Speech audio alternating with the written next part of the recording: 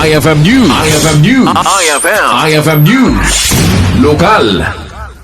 Inpakaamo ni Dr. Ronald Sadjan, medical doctor, fellow of the Philippine Society of Otolaryngology, head and neck surgery, iti Mariano Marcos Memorial Hospital and Medical Center, ang napatig ang maobserbaran iti head and neck awareness, tapno madan, iti panakaamo no, akasano ang mapreventaran menut panakagas iti sakit, may nag iti ulo, kentinged kang runaan na, iti cancer. Inbatad na nga iti head and neck cancer, ket iso, iti makunkuna at tumuro agtubo iti kudil, iti unag tingiwat, agong, ken kastamet, iti karabukub. Inayo na Dr. Sadjan, adigit ang sigsigarilyo, agin inom, ken agmamama, iti buwag ket dakdakkel iti tsansa nga isuda, iti maadan, iti kastoy, asakit. Iti head and neck cancer, sir, dati tumor, nga agtubo iti kwa, ti kudil, diti unag ti ngiwat, agong ken karabukob tayo, sir.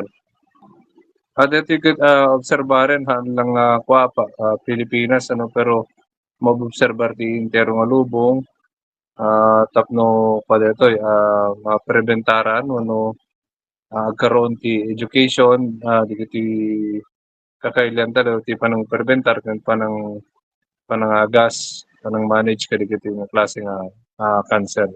Di sir, di kita kwaya, di kita agsigarilyo, di kita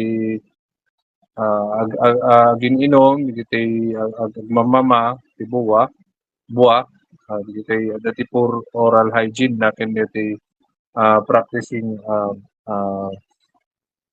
poor sexual practices tayo.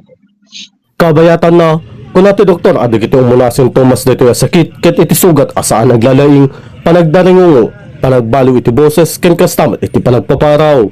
No, di kita nasapa nga sintomas, Sir Darren, ket dati ko dati, sugat, nga madaglalaing, daringungo, panagbalbaliw ti boses, ken dati bukol magtubo.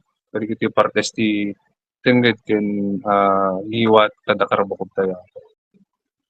Ken may sapay dati pa nagpaparaw. May naigiti daytoy, kinunana ababain iti panang assess da kadigiti pasyente ken kastamet kadigiti imaging nga aramiden da ket ditoy ang ma-diagnose da no ada iti sakit ti ulo ken tenged iti maysa a pasyente. Advisable apo nga mapan nagpa-check up nga sigod no da marik na tayo oray damo na pailang nga marik na, pero syempre tay paparaw tin may isang basis tayo dita ang the risk na ti cancer ket number 1 no diti hangag lalaing nga paparaw tayo.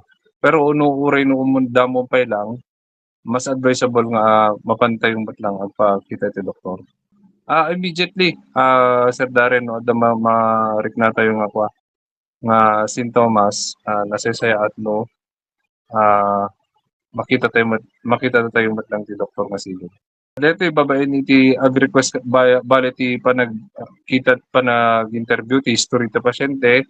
Dito pa ng assess me ti physical biophysical exam, and then dito imaging na mabalinting obra and ultrasound, x-ray, CT scan, MRI, na dumapay ken dito biopsy no kado dito bukol.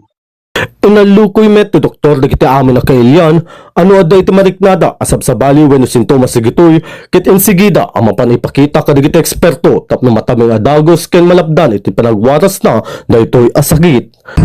Para ti IFM News, Idol Rain Santos, tatak IFM. IFM News. IFM News. IFM News. Lokal.